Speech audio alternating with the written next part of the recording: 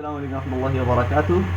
Sir, इस game में आपको बताता हूँ कि हम लोगों ने क्या प्रोजेक्ट बनाया। ये सारे हेडर्स हो गए, ये सारे कलर्स के कोड्स वगैरह हो गए, ये सारे functions rock paper scissor guess the number और टिक टैक टू के फंक्शंस वगैरह हो गए।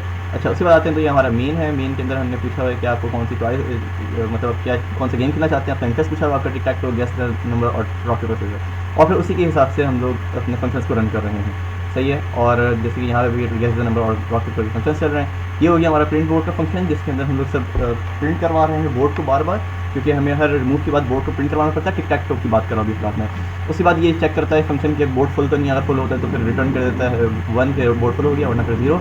विनर चेक करता है कि विनर कौन है। उसके अलावा क्योंकि ये फिर हॉरिजॉन्टल वर्टिकल और कॉलम्स ये सब भी चेक करता है। वैलिड चेक करता है कि जो आपने पोजीशन डाली है वो फिर वैलिड है या नहीं है।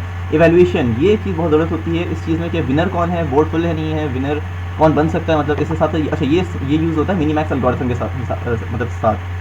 ये मिनीमैक्स एल्गोरिथम एक आर्टिफिशियल इंटेलिजेंस का एल्गोरिथम है जो बार बार रिकर्सिवली और बैक ट्रैकिंग के जरिए चेक करता है कि अब इसको कौन सा मूव चलना चाहिए, और जिसमें से बेहतर मूव होता है उस हिसाब से वो अपना मूव चलता है।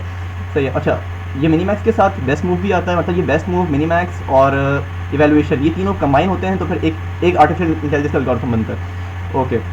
और ये फिर चेक करता है कि मूव कौन सा है, और उसमें से अगर मूव जो बाद में आएगा वो बेस्ट होगा तो उसको चलेगा फिर। मतलब ये एक तरीके से ये पूरे एक साथ कंबाइन बना हुआ है। अच्छा, ये वाला बना हुआ है इजी मूव के लिए। सपोज हमने इस पर दोनों तरीके के मूव्स रखे हुए कि सपोज अगर बंदा हार्ड चूज़ करता है तो उसके लिए मिनीमैक्स एल्गोरिथम लगेगा, और अगर इजी की चूज़ करता है तो उसके लिए रैंडम का फंक्शन लग जाएगा, और रैंडम कंप्यूटर को भी चूज़ कर सकता है। और मिनीमैक्स एल्गोरिथम में ये होगा कि बंदा जीत नहीं सकता किसी हाल में, या तो ड्रॉ हो जाएगा गेम या फिर कंप्यूटर जीत जाएगा हर हाल में।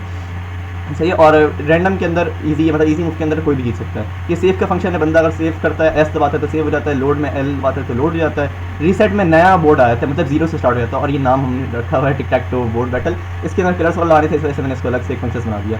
अच्छा, ये कंप्यूटर का है कि इसके अंदर एस एल ई और आर, मतलब इन चारों को चेक करता है। ये बाकी मूव्स वगैरह देता है कि कौन सा मूव चलना चाहिए, कौन सा नहीं चलना चाहिए। बंदे को बोलता है कंग्रेचुलेशन और जीत जाता है, वरना गेम ड्रॉ, वरना फिर कंप्यूटर जीत जाता है, और इस हिसाब से ही चलता रहता है। सही है। मल्टीप्लेयर के अंदर ये होता है कि दो बंदे खेल सकते हैं गेम। सही है। तो उसके अंदर ये होता है कि पहले एक बंदे की बारी आती है, फिर दूसरे बंदे की बारी आती है। वही सारे फंक्शन है कि अगर बंदा बीच में छोड़ना चाहे तो सेव कर सकता है, और फिर पुराना गेम चाहिए तो लोड कर सकता है वो। और फिर ये अब आज हम लोग गेसिंग नंबर गेम में तो जो रैंडम बार बार रैंडम जनरेट होता है यहाँ से।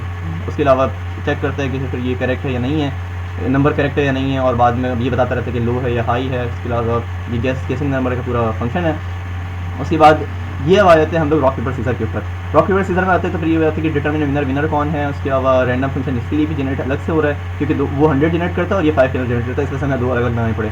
उसके अलावा फिर ये चॉइसेस प्रिंट करता है कि रॉक पेपर सीजर के लिए कौन सी चॉइस मतलब आपको चूज़ करना है, और मतलब कौन सा मतलब आप खेलना चाहते हैं, मतलब रॉक आपने लिया है, पेपर लिया है, इस हिसाब से। और फिर ये रहा main function rock paper scissor का।